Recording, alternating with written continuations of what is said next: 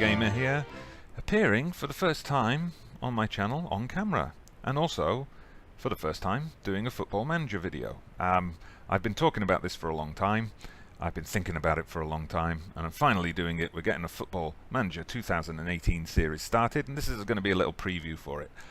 I did put a poll out on Twitter a couple of weeks ago with some of my ideas for a Football Manager save, and the top choice by quite a distance was breaking the big three in Turkey. So that's what we're going to do.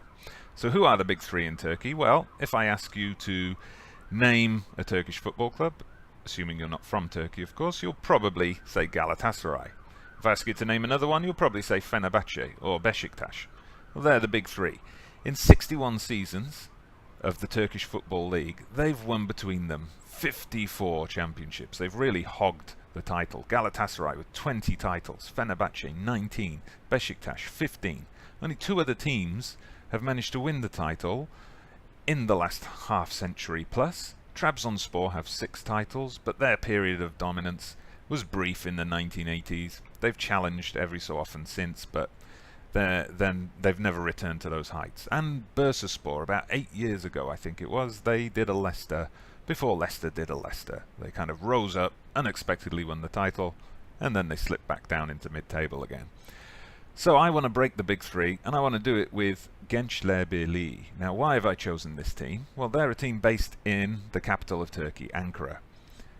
Ankara has never had a championship winning team, so that's something we got to rectify. Also, I have a bit of a personal connection here, because I used to live in Ankara. Lived there for quite a number of years. I was, for a couple of years, a season ticket holder at Genclerbirligi. I got my season tickets for Genclerbirligi for the equivalent of about £15. It's ridiculously cheap.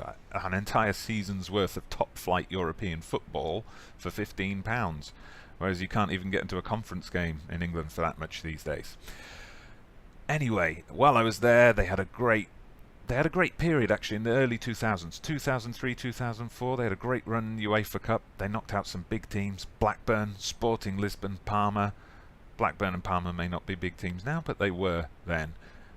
Knocked out by Valencia, so that they played some decent teams, and I want to kind of get them back up to that point again. There was a time then when people said Genclerbirligi could be the team to break the Istanbul club's hold on the championship. Nowadays they're struggling a bit more, mid-table, and this season in particular, it's not going well for them. They're in a bit of a relegation battle, so we need to build Genclerbirligi up.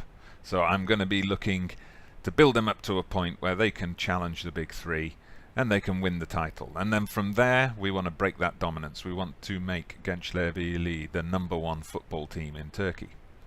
Beyond that, well, I haven't really thought beyond that, because I'm not 100% confident that I'm going to be able to do it. I might well be sacked after a couple of seasons. You're just going to have to watch to find out.